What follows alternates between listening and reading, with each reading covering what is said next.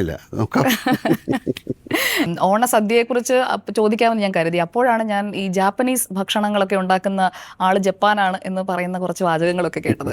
Japanese ഫുഡിനോട് എനിക്കൊരു കുറച്ച് താല്പര്യമുണ്ട്. എൻ്റെ വീട്ടിൽ ജാപ്പനീസ് കിച്ചൺ ഉണ്ട്. ഞാൻ ജാപ്പനീസ് ഫുഡ് ഈ ഉണ്ടാക്കുന്നതാണ്. ജപ്പാനോടുള്ള താല്പര്യം അല്ലെങ്കിൽ ജാപ്പനീസ് ഫുഡിനോടുള്ള ഒരു താല്പര്യം അതെങ്ങനെയാണ്? ഒരുപാട് പേർക്ക് ജാപ്പനീസ് ഫുഡ് ഇഷ്ടമായിട്ടുള്ള ആൾക്കാരുണ്ടല്ലോ. അത് കുറച്ചുകൂടെ ഡിഫറെൻ്റ് ആയിട്ടുള്ളൊരു പ്രിപ്പറേഷനാണ്. അവർ കൂടുതൽ സോസുകളാണ് യൂസ് ചെയ്യുന്നത്. അവരുടെ മീറ്റിന് എല്ലാത്തിനും പ്രത്യേകതയുണ്ട്. ജപ്പാൻ എന്നുള്ള രാജ്യം തന്നെ ഒരു പ്രത്യേകതയുള്ള രാജ്യമാണ്. ഒരുപാട് നല്ല സൗഹൃദങ്ങളുണ്ട്. അട്രാക്ഷൻ ജപ്പാനോട് തോന്നിയിട്ടുണ്ട് അല്ലെങ്കിൽ അവിടുത്തെ ജാപ്പനീസ് ഫുഡിനോട് തോന്നിയിട്ടുണ്ട്? ഞാനൊരു 42 വർഷം മുമ്പ് അവിടെ സിനിമ ഷൂട്ട് ചെയ്തിട്ടുണ്ട്, ഇനിയെങ്കിലും എന്നുള്ള സിനിമ. അപ്പം അന്ന് മുതലേ ആ രാജ്യമായിട്ട് കൂടുതൽ ഇഷ്ടമാണ്. നല്ല സൗഹൃദങ്ങളുണ്ട്. അപ്പം ആ ഭക്ഷണം, ചില ഭക്ഷണത്തിനോട് ജാപ്പനീസ് ഫുഡ് ഉണ്ടാക്കാൻ പഠിപ്പിച്ചതാരാ? അല്ല, അന്ന് ജപ്പാനിൽ പോവുകയും പിന്നെ എൻ്റെ കൂടെ പിന്നെ എന്താ പറയണ്ടേ, കൂടെയുള്ള സുഹൃത്തുക്കളുണ്ട്, അത് കുക്ക് ചെയ്യുന്ന ആൾക്കാരുണ്ട്.